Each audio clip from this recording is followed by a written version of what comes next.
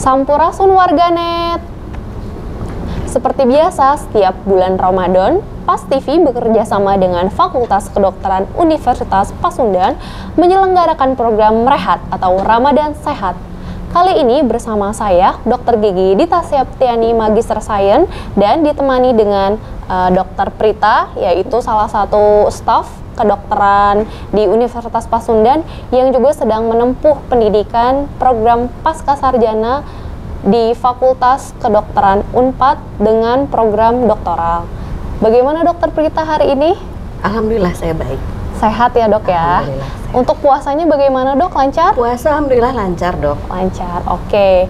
Kali ini saya dan Dokter Prita akan membahas berbagai informasi seputar kesehatan selama bulan Ramadan. Dan untuk topik kali ini adalah tentang menjaga kesehatan gigi saat bulan Ramadan. Bagaimana dokter? Apakah sudah siap untuk membahasnya? Mangga silahkan dok. Oke. Baik dok, jadi alhamdulillah kita sudah masuk bulan Ramadan ya dok ya. Dan semua umat muslim wajib untuk berpuasa. Untuk berpuasa sendiri kan kita tidak diperbolehkan untuk makan dan minum ya dok ya. Dan pasti akan ada perubahan di sekitar rongga mulut kita. Nah sebenarnya kira-kira pada saat berpuasa itu keadaan rongga mulut kita apakah ada perubahan tidak ya dok ya? Oke. Dokter Dita dan juga warganet semua, puasa Ramadan adalah puasa wajib yang secara jelas, secara langsung oleh Allah diperintahkan dalam surat Al-Baqarah maupun dalam surat Maryam ya. Apapun yang sudah Allah wajibkan pada kita semua tentunya sesuatu hal yang baik ya. Namun karena puasa ini merupakan suatu ibadah yang menyangkut fisik, tentunya fisik setiap manusia itu akan berbeda-beda, satu sama lainnya tidak sama, sehingga untuk bisa kita melakukan ibadah dengan tenang, ibadah dengan nyaman, tentunya dalam beribadah puasa ini kita memerlukan persiapan. Tidak hanya persiapan secara mental atau spiritual, namun juga persiapan secara fisik. Begitu barangkali dokter Gita ya. Oke, baik. Terima kasih penjelasannya dok. Nah, berarti pasti akan ada keluhan-keluhan ya dok ya, yang dirasakan oleh warganet-warganet sekalian nih. Nah, biasanya tuh keluhannya seputar rongga mulut pada saat berpuasa apa aja sih dok? Baik. Apapun, jika ada perubahan apapun pasti tubuh kita akan mengadaptasi ya. Begitu pula dengan rongga mulut. Ketika di bulan puasa kita tahu semuanya bahwa waktu kita jadi terbatas gitu ya. Pola makan kita berubah, kemudian pola kita minum juga berubah, pola tidur juga berubah. Itu tentunya akan berdampak pada kesehatan secara keseluruhan termasuk kesehatan rongga mulut. Di daerah rongga mulut sendiri biasanya memang ada beberapa keluhan yang secara umum muncul ketika seseorang itu berpuasa. Contohnya misalnya adanya rasa kering di mulut ya atau serostomia, kemudian adanya rasa bau mulut barangkali ya yang bisa dirasakan, kemudian sakit gigi. Itu diantaranya beberapa keluhan yang terjadi di rongga mulut. Wah, berarti lumayan ada bisa beberapa keluhan ya, banyak juga ya. Nah, saya jadi penasaran dok, kira-kira kalau misalnya penyebab mulut kering atau tadi mungkin istilahnya serostomia ya dok ya, kira-kira itu penyebabnya apa ya dok ya untuk serostomia itu? Apalagi pada saat berpuasa pasti akan meningkat ya rasa yang tidak nyaman itu dok. Oke, tentunya saat kita berpuasa asupan cairan ada kemungkinan menurun gitu ya dok ya, karena kita biasanya sepanjang hari kita bisa minum. Nah ini sekarang pada saat berpuasa kita hanya bisa minum saat setelah berbuka dan sehingga menjelang sahur aja gitu ya. Jadi kemungkinan untuk kekurangan cairan tentunya akan sangat besar gitu. Nah serostomia ini atau rasa kering di rongga mulut ini biasanya terjadi karena pada saat kita kekurangan cairan, tubuh akan mengkompensasi dengan menghemat cairan, cadangan cairan ada tubuh. Itu terjadi pada kelenjar ludah kita. Jadi kelenjar ludah kita itu pada saat kita kurang cairan, dia akan menekan produksi dari air ludah atau saliva. Nah, pada saat saliva itu berkurang produksinya, maka biasanya akan terasa oleh kita atau oleh pasien itu akan terasa sebagai rasa mulut yang kering. Kemudian karena konsistensi dari ludahnya itu jadi lebih kental, maka akan terasa lengket gitu ya di mulut. Kemudian kadang-kadang juga ada rasa panas. di mulut. Kemudian bisa jadi apabila kekurangan cairannya ekstrim itu bisa terjadi bibir yang pecah-pecah gitu. Baik dok. Berarti fungsi dari air ludah juga banyak ya dok ya? Seperti dok. itu ya. Baik. Nah berarti apabila hal itu terus-terusan ya dok ya dialami, kira-kira akan terjadi apa tuh dok? Kalau misalnya mulut kita akhirnya terus-terusan kering gitu dok? Terus-terusan kering ya? Iya. Oke. Sebelum ke situ barangkali ada baiknya saya menjelaskan sedikit mengenai saliva ya dok ya. Jadi air liur kita sendiri, saliva mempunyai fungsi yang sangat banyak gitu ya, yang sangat berperan penting dalam menjaga kesehatan gigi dan mulut. Jadi saliva ini ada beberapa fungsi yang sangat penting. Yang pertama adalah fungsi sebagai self cleansing. Jadi dia mampu membersihkan rongga mulut dari sisa-sisa makanan atau juga dari sel-sel epitel yang setiap hari itu sel epitel ada yang terlepas gitu ya dan terkelupas gitu. Nah, ketika misalnya produksinya menurun, tentunya fungsi itu akan menurun. Kemudian yang kedua, fungsi saliva yang tidak kalah pentingnya adalah dalam sistem imun ya. Jadi karena mengandung imunoglobulin di situ, maka saliva juga berperan penting pada pertahanan tubuh terhadap infeksi bakteri terutama kalau di rongga mulut ya. Itu. Nah, ketika misalnya terjadi penurunan saliva, penurunan produksi, maka fungsinya akan menurun ya dan akan berdampak pada keluhan-keluhan yang tadi yang biasa terjadi gitu ya. Apakah itu nanti akan ke arah bau mulut atau misalnya ada kemungkinan untuk lebih mudah sakit gigi gitu pada pasien-pasien atau pada orang-orang tertentu. Ya. Baik dok, saya jadi tertarik lagi nih dok untuk mendalami bahwa tadi ternyata apabila mulut kering ada hubungannya atau bisa mengakibatkan dari si bau mulut atau halitosis. Nah, sedangkan kan ada hadis yang mengatakan bahwa ternyata bau mulut orang berpuasa itu wanginya seperti kasturi ya dok ya. Nah, itu tuh kalau misalnya dari pandangan dokter gigi, dari dokter Prita, yang sebenarnya bau mulut itu apakah bisa dicegah atau bagaimana dok? Oke, baik.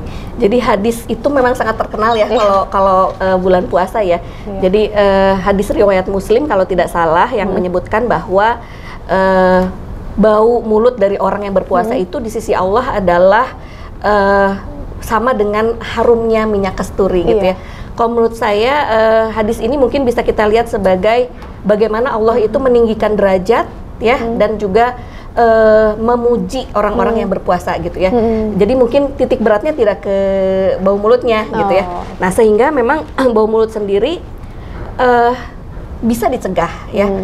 Dan saya berpendapat bahwa bau mulut itu kalau kita bisa cegah itu akan meningkatkan kinerja kita ya, kemudian juga meningkatkan keimanan kita ya. Meningkatkan juga ibadah tentunya ya.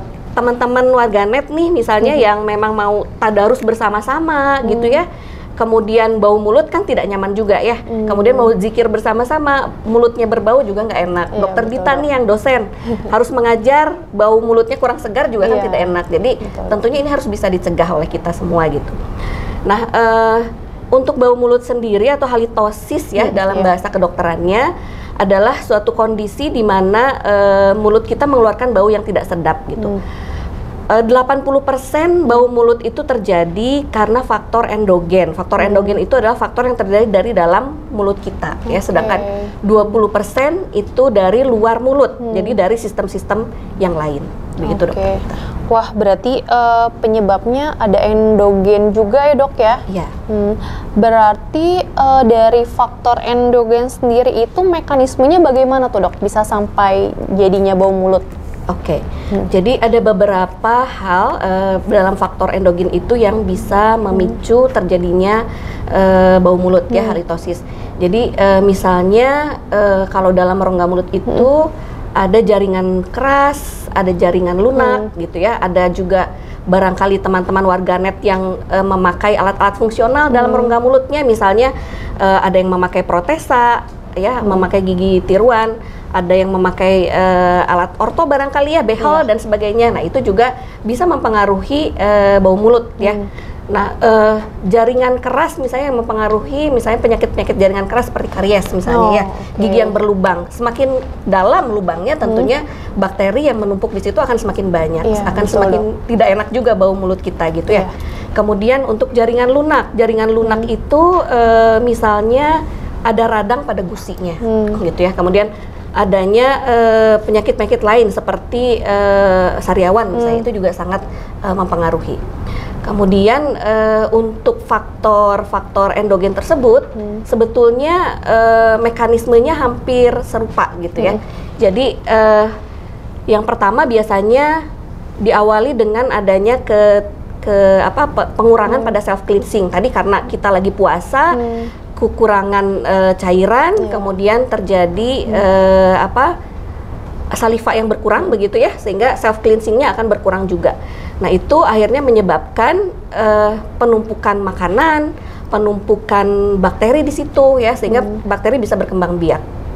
Nah bakteri-bakteri yang berkembang biak ini dia bisa menghasilkan suatu zat ya, biasanya berupa gas-gas gitu, yang disebut sebagai senyawa sulfur volatil ya, sulfur volatil compound. Nah itu biasanya misalnya zatnya gas hidrogen sulfida misalnya, kemudian merkaptoetanol. Nah itu zat-zat tersebut bisa menyebabkan bau yang busuk gitu, bau yang tidak enak. Nah kemudian mekanisme yang lainnya adalah itu kurangnya cairan itu kemudian ditambah dengan kondisi rongga mulut yang pH-nya asam. Dengan pH yang asam itu merupakan lingkungan yang baik untuk bakteri berkembang biak. Iya, baik dok. Berarti kalau misalnya setelah banyak faktor dan keluhan juga bakteri makin banyak akan menimbulkan bisa nyeri ya dok ya. Berarti pada saat berpuasa juga akan lebih rentan untuk nyeri gigi. Nah itu ada perbedaan nggak dok ketika nyeri sakit gigi pada saat berpuasa dengan tidak berpuasa? Apakah puasa meningkatkan nyeri sakit gigi lebih dalam dok? Jadi begini, sebetulnya kalau sakit gigi itu disebabkan karena karies ya, karena demineralisasi dari jaringan keras gigi. Terjadinya karies ini sebetulnya tidak bisa 1 bulan 2 bulan jadi berlubang gitu, nggak bisa. Itu biasanya terjadi selama bertahun-tahun gitu. Nah puasa ini tidak menyebabkan karies barangkali ya, tapi meningkatkan kerentanan seseorang yang memang tadinya sudah punya karies gitu ya. Dia akan meningkatkan kerentanan seseorang untuk menjadi sakit gigi. Kenapa? Karena pada saat berpuasa itu kita cenderung makan makanan manis lebih banyak ya dok ya. Betul, Dokter Dita kalau gorengan ya dok ya, es buah. Dokter Dita kalau itu apa aja tuh kalau buka? Kurma juga kan, kurma, gorengan. Jadi kita banyak makan makanan yang manis ya. Sementara kita tahu makanan yang manis itu atau gula itu sangat disukai oleh bakteri-bakteri dalam rongga mulut. Itu jadi sumber makanan mereka gitu. Sehingga ketika misalnya sumbernya banyak, terus warganetnya juga kurang menyikat gigi barangkali ya, itu juga akan menyebabkan lebih rentan untuk terkena sakit gigi kalau sudah punya karies ya dok ya. Iya. Oke. Wah berarti sudah banyak nih keluhan-keluhan dan topik lainnya yang sudah dokter Prita bahas. Nah ada pesan nggak nih dok buat warganet sekalian nih kira-kira agar puasanya lebih sehat dan terhindar dari masalah-masalah kesehatan gigi itu harus apa sih dok? Oke, ada beberapa pesan saya barangkali untuk warganet semua supaya puasanya bisa lebih nyaman gitu ya, dan lebih baik tentunya kualitas ibadahnya. Yang pertama adalah harus cukup minum cairan ya, 8 gelas sehari itu mau tidak mau harus kita harus kita capai. Nah, ini ada rumus minum air yang biasa digunakan pada saat berpuasa, yaitu rumus 2-4-2 ya. 2 gelas pada saat berbuka, 4 gelas di malam hari, dan 2 gelas lagi pada saat sahur. Kemudian yang kedua, banyak makanan yang berserat ya, berserat, sayur dan buah, sehingga kondisi mulut kita pH-nya lebih terjaga, cairannya juga kita dapat dari buah-buahan, mineralnya juga akan membuat pH pH mulut kita jadi lebih seimbang. Kemudian memantang beberapa makanan atau menghindari ya, mungkin tidak berpantang sama sekali. Itu ada 4B. Yang satu makanan yang bergula tinggi, yang kedua adalah makanan yang berkafein, makanan atau minuman yang berkafein, kemudian yang berbau tajam ya. Kemudian yang selanjutnya adalah makanan-makanan yang tentunya akan mengganggu kita ya, kesehatan kita ya. Nah itu yang berempah sangat tajam gitu, itu juga sebaiknya dihindari. Kemudian juga menghindari oral habit yang kebiasaan-kebiasaan buruk, misalnya bernapas dari mulut itu bisa membuat mulut kita jadi kering. Kemudian merokok juga itu harus dihindari. Kemudian harus memeriksakan diri pada dokter gigi ya sebelum berpuasa juga dianjurkan, terutama pada mereka-mereka yang memang sudah ada masalah sebelumnya. Itu dokter. Ya. Berarti walaupun berpuasa juga nggak boleh takut ya, tetap periksa ke dokter gigi. Nah, alhamdulillah Dokter Prita dan warganet semuanya, kita sudah berada di penghujung acara nih. Terima kasih sudah bersama kami. Sampai jumpa di rehat berikutnya. Wassalamualaikum warahmatullahi wabarakatuh.